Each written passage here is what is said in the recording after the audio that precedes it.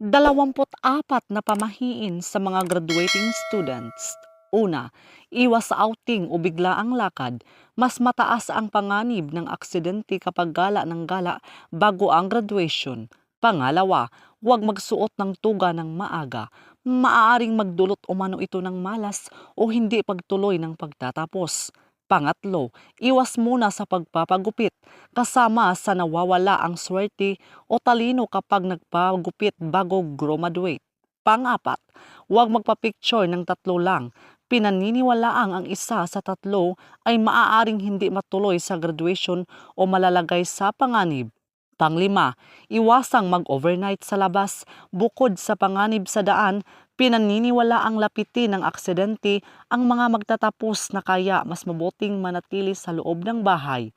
Pang-anim, huwag ihulog ang diploma o medalya. Kapag nahulog ang mga ito habang tinatanggap sa stage, baka raw mahirapan sa paghahanap ng trabaho pagkatapos. Pang-pito, maglagay ng barya sa sapatos sa araw ng graduation. Pinaniniwalaang magdadala ito ng swerte at mabilis na pag-asenso sa karera pagkatapos ng pag-aaral. Pangwalo, huwag ituro ang graduation venue. May matandang paniniwala na kapag itinuro ang lugar kung saan gaganapin ang seremonya, baka magkaroon ng aberya at hindi ito matuloy doon. Pangsyam, bawal magregalo ng sapatos sa kapwa graduate.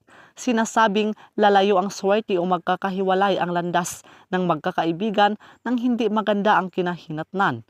Pang-10, huwag mag-uwi ng pagkain mula sa party, Sharon. May paniniwala na baka mauwi mo rin ang swerte na dapat ay para sa iyong kinabukasan.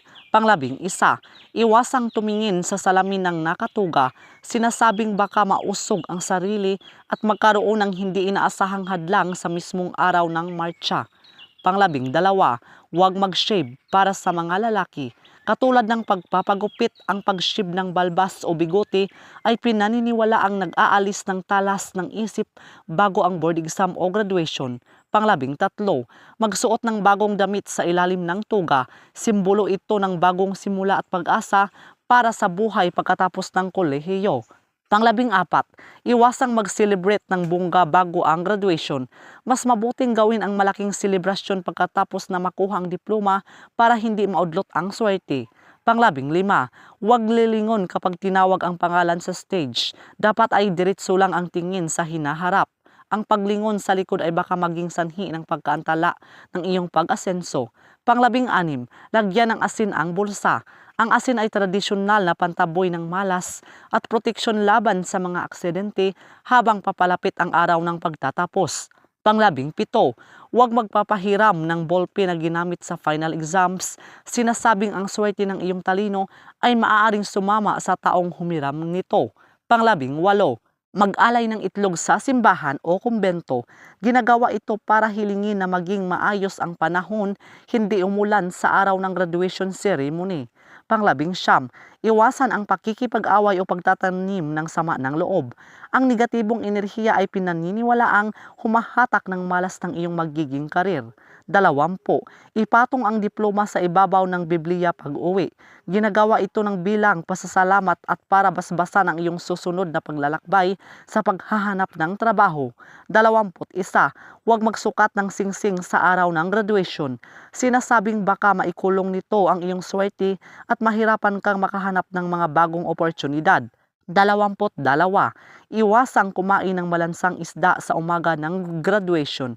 Pinaniniwalaang nagdudulot ito ng malansang o hindi magandang reputasyon sa iyong unang trabaho. 23, bawal mag-iwan ng sapatos na nakatiwarik.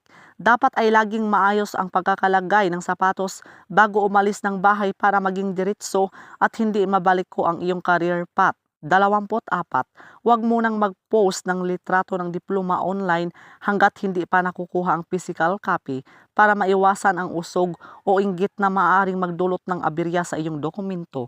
So yun lang po mga kaibigan. So please do subscribe and hit the notification bell para ma-update po kayo sa susunod na mga videos. Maraming salamat.